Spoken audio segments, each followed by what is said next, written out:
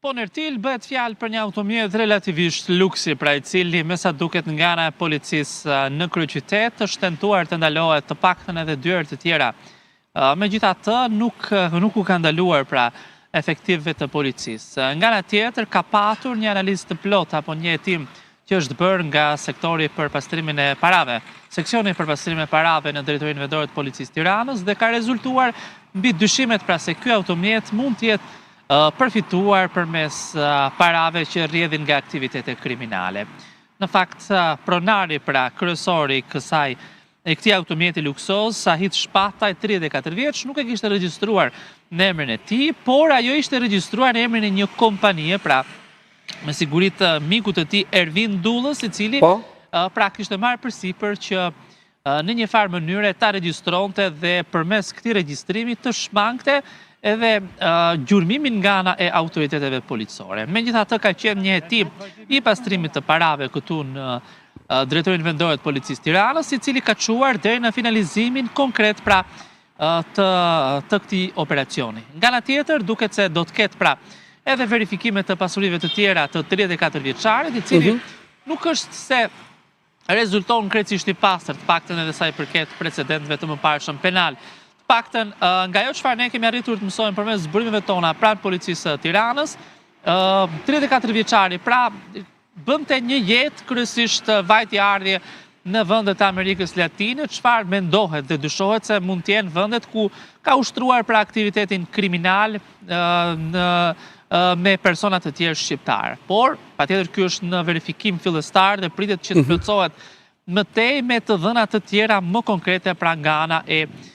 policisë dhe prokurorisë së Tiranës. Më herët, paktën rezulton që në vitin 2014, pra ai është arrestuar duke u hequr si efektiv policie dhe në këtë formë pra u merrte edhe para qytetarëve. Pra me precedent të mëparshëm penal. Ndërkohë, Sokol, Sahit Shpataj, që rezulton pronari i këtij automjeti, jetonte prekoshëm në Shqipëri apo ka ardhur kohët e fundit dhe aktivitetin e tij mund ta ketë pasur jashtë vendit?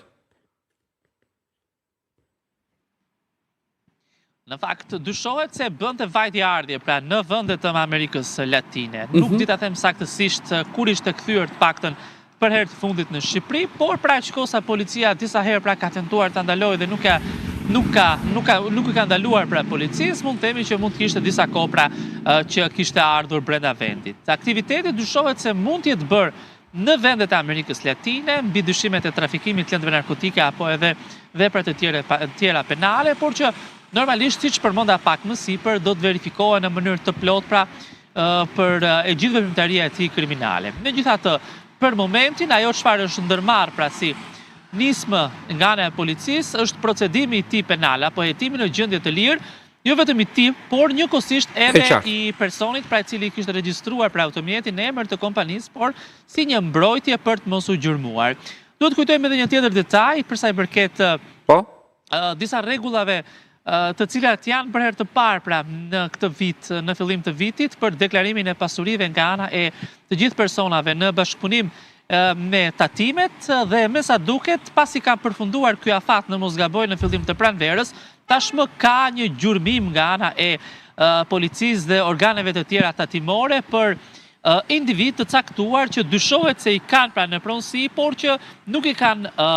konkretizuar pra për t'i treguar apo për t'i plotësuar se janë në pronësi të tyre. Pra, duket se jemi në atë fazën që edhe policia po i gjurmon në këtë mënyrë për të shkuar drejt verifikimit të plotë dhe sekuestrimit të këtyre pasurive.